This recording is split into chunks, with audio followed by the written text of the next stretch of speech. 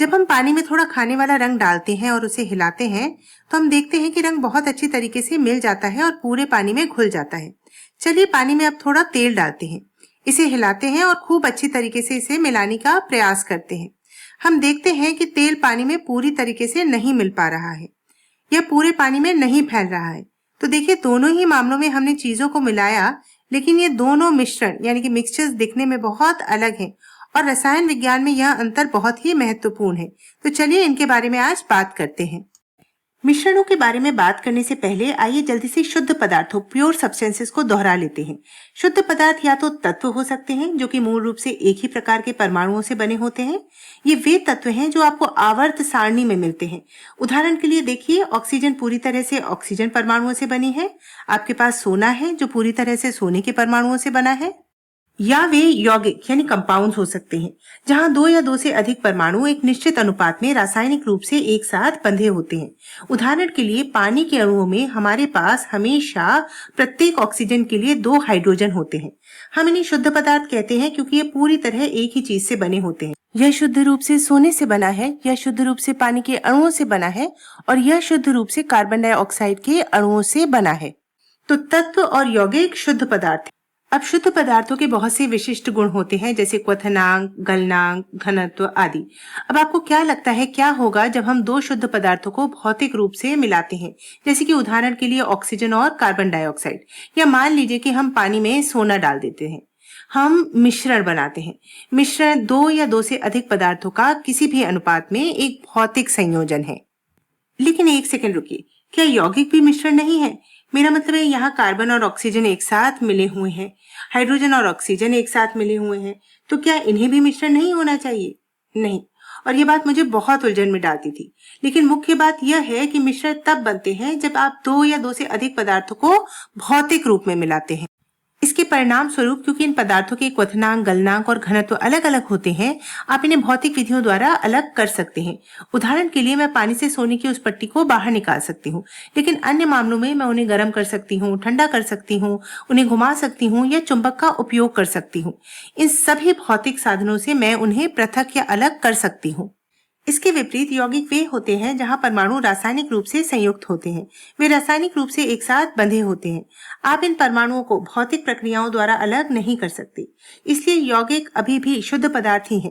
अब अंदाजा लगाइए क्या मिश्रण भी अलग अलग प्रकार के हो सकते हैं। तो आइए इनके बारे में थोड़ा और जानते हैं। यहाँ हमने ऑक्सीजन गैस और कार्बन डाइऑक्साइड गैसों को मिलाया है। जब आप ऐसा करते हैं तो विभिन्न पदार्थ आणविक स्तर पर समान रूप से वितरित हो जाते हैं और इसके परिणाम स्वरूप संघटन यानी कि कॉम्पोजिशन पूरी तरह से लगभग एक जैसा रहता है।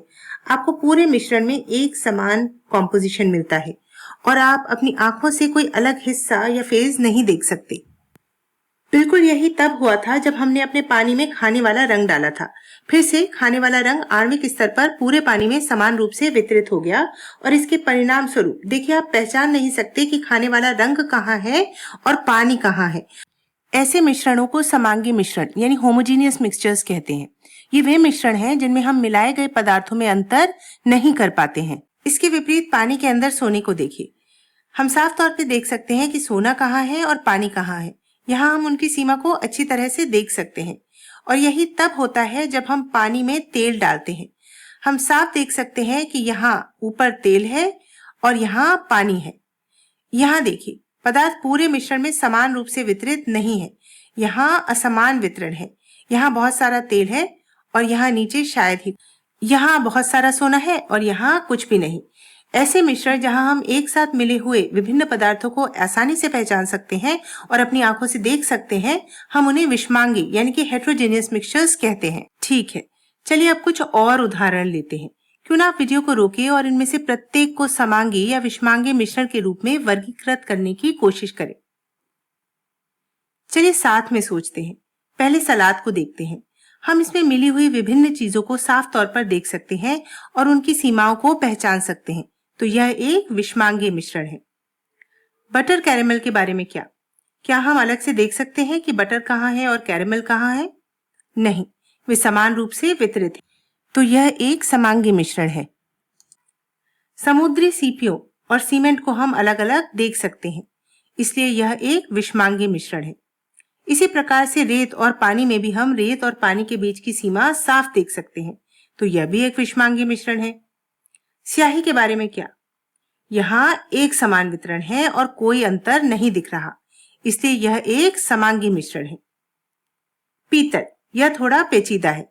पीतल मुख्य रूप से तांबे यानी कॉपर और जस्ते यानी जिंक का मेल है, लेकिन यह इतनी अच्छी तरह समान रूप से मिला होता है कि हम अंतर नहीं देख सकते, इसलिए यह भी एक समांगी मिश्रण है। अंत में तांबे के बारे में क्या? यह एक चकमा देने वाला सवाल है, क्योंकि तांबा एक तत्व है, यह मिश्रण बिल्कुल भी नहीं, यह एक शुद्ध पदार्थ है। तो सारांश यह है कि जब आप दो या दो से अधिक पदार्थों को भौतिक रूप से मिलाते हैं, उन्हें मिश्रण कहा जाता है। यदि पदार्थ आणविक स्तर पर समान रूप से मिले हुए हैं और आप अलग अलग हिस्सों को नहीं देख सकते, तो उन्हें समांगी मिश्रण कहते हैं। इसके विपरीत यदि घटक समान रूप से वितरित नहीं है और आप उन्हें या उनकी सीमाओं को साफ देख सकते हैं, तो उन्हें विषमांगी मिश्रण कहते हैं।